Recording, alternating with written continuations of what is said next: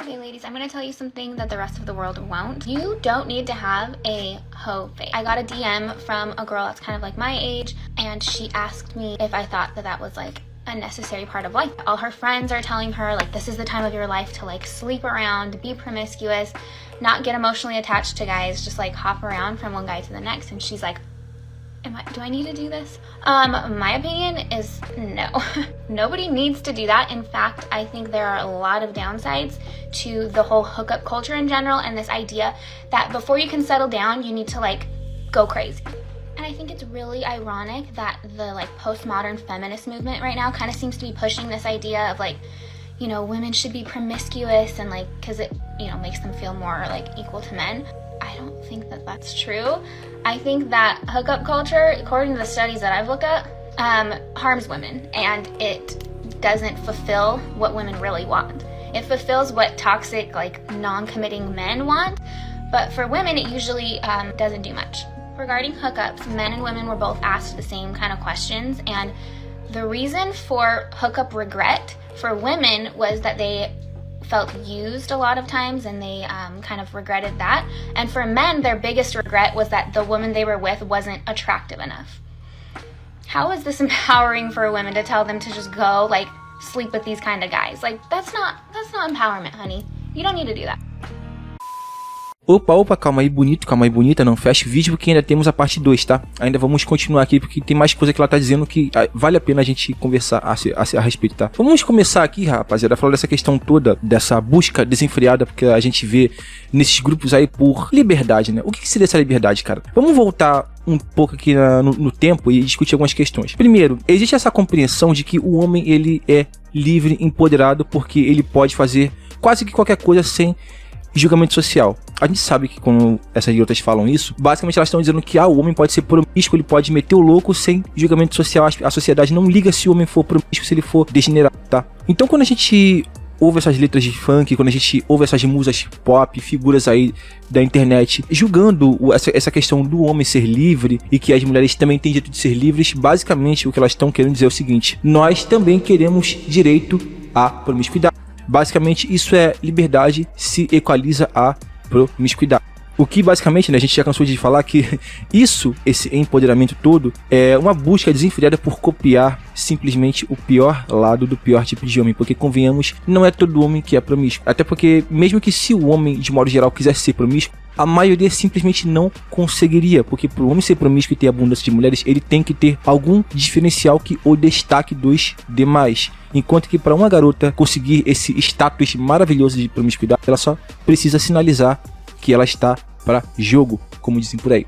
Mas é claro que isso não é um problema que começou aqui em 2010, tá? A gente só começou a ver uma ascensão disso tudo com essas musas pop, com o Instagram, com o Tinder, de 2010 pra cá. Só que isso é um problema que já vem de muito tempo atrás, cara. O Jordan Peterson, inclusive, ele já explicou isso muito bem, cara, em vários vídeos. Inclusive, eu posso até deixar um link aqui pra vocês assistirem um vídeo em que ele explica isso muito bem, tá? Tudo começa, cara, lá nos idos lá dos anos 60, de repente um pouco antes, um pouco depois, com a criação, cara, dos métodos contraceptivos, tá? No momento em que se tem essa criação dos métodos de controle de natalidade, de repente se abriu uma porta, cara, se escancarou abertamente em que todo mundo, homens e mulheres, de repente começaram a ter a chance de experimentar, cara, o sexo sem responsabilidade, né? Que basicamente é a iminência de uma gravidez não planejada, não desejada. Só que claramente a gente não é estúpido, né?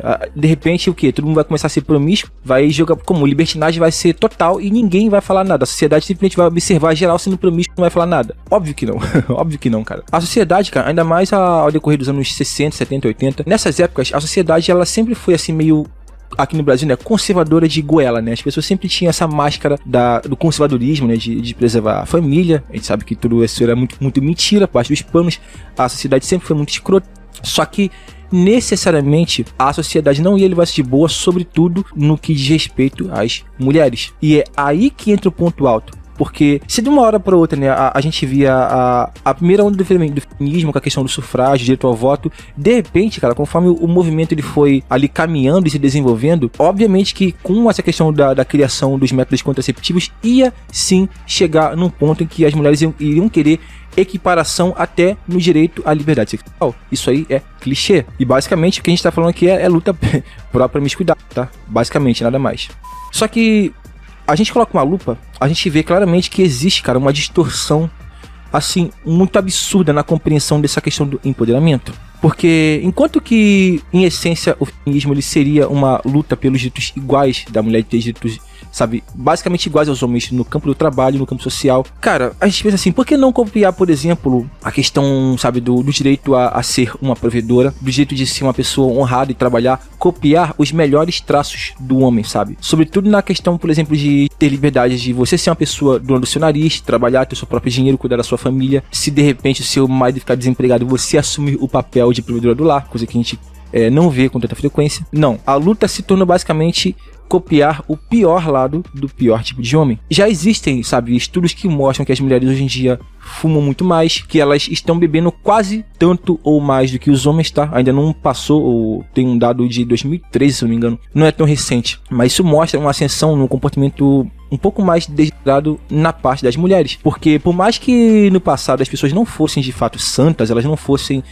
pessoas para se honrar, né? A gente sempre viu uma sociedade bem complicada aqui no Brasil. Mas havia no passado não tão distante essa ideia de, por exemplo, de resguardar o seu corpo pro casamento, se resguardar para você ter uma boa relação, de você constituir uma família. Porque claramente ninguém é obrigado a constituir família e nem casar virgem, tá? Obviamente. Só que de uma hora para outra começou a se ver como virtude essa questão toda da promiscuidade, da degeneração. Então, basicamente, cara, quando você vê uma mulher feito essa daí indo pra internet propagar essa ideia, é óbvio que ela vai ser rechaçada, é óbvio que ela vai ser hostilizada. Por quê? Na cabeça feminista, cara, dessas mais radicais, o empoderamento só existe mesmo, de verdade, se você estiver alinhada com a cartilha, tá? Você tem que ser transgressora. Você tem que, por exemplo, ser contra a família, você tem que ser totalmente pró loucura, degeneração. Por quê? Para poder simplesmente levantar uma causa e simplesmente ser contra o conservadorismo, que basicamente se traduz em irritar o patriarcado. Quando uma mulher ela quer ser transgressora nos dias de hoje, cuidando do seu lar, da sua família, do seu filho, do seu marido, ela não vai ter nenhum tipo de apoio dessas meninas mais radicais. Isso aí é clichê, tá? For the past several months, I've had a lot of people reacting to some of my videos and filming duets and stitches and all that, and I'll get messages from people I know being like, did you see what so-and-so said about you? Like, they're saying all these nasty things about you. You know, I've gotten a lot of comments on some things. Obviously, you know, I'm putting stuff out there on the internet. Of course, I know that people aren't going to love it always, and I'm going to get a lot of opinions and whatnot. So it is what it is, and it's okay. But I find it really interesting lately. I've been thinking about this. Every comment like this is from a woman. Almost none of them are from the toxic males I've been told so much about. It's almost like the feminists are the toxic ones. So if you find yourself wondering why I and so many other women don't call ourselves feminists right now, maybe this has something to do with it. I don't care how many insults you throw at me, I'm not gonna be a part of this. Sorry.